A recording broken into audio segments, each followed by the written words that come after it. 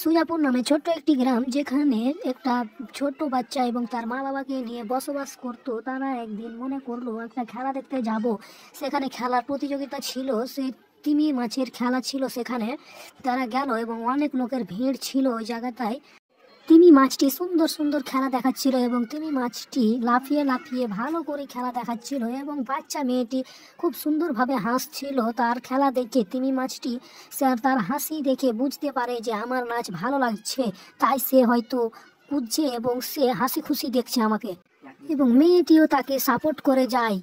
তিমি মাছটি তার কথা বুঝতে পারে এবং বাচ্চা মেয়েটি বলে, তিমি মাছ আরো জোরে জোরে আরো ভালো করে নাচো। সে তিমিটি তখন বুঝতে পারে যে আমাকে ভালো করে নাচতে বলছে। তিমিটি তখন আরো সুন্দরভাবে তার বন্ধুদেরকে বললো, ভালো করে নাচো, আরো সুন্দর করে।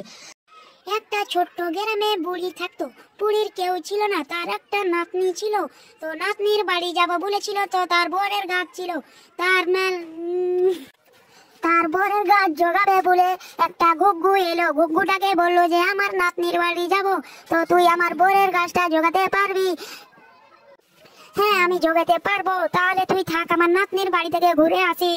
নাতনির বাড়ি যেতে যেতে তার আগা দিয়ে শিয়াল পড়লো। শিয়ালে বললো যে তোকে খাবো। শিয়ালকে বললো যে আমি নাতনির বাড়ি যাব, 1 মাস থেকে মোট্টা সোট্টা হয়ে এসে তারপরে আমাকে খাস। এখন খাবি, এখন হাড্ডি পাবি, হাড্ডি চুস চুস চুস। তার আগা দিকে সাপ ভাল্লুক বাঘ পড়লো। সবাই কি বললো যে আমি মোটা সোটা হয়ে এসে তারপরে আমাকে খাস। তার নাতনির বাড়িতে 1 মাস থেকে মোটা সোটা হয়ে নাতনিকে বলছে যে আমাকে বাঘে ভাল্লুকে বা সাপে খেতে চেয়েছে। তার নাতনি তার লেগে লাউ বানালো, লাউয়ে ভরে দিল। লাউ ঘর ঘর, লাউ ঘর ঘর, চলে যাবো আমি নাতনির ঘর। লাউ ঘর ঘর, লাউ ঘর ঘর, চলে যাবো নাতনির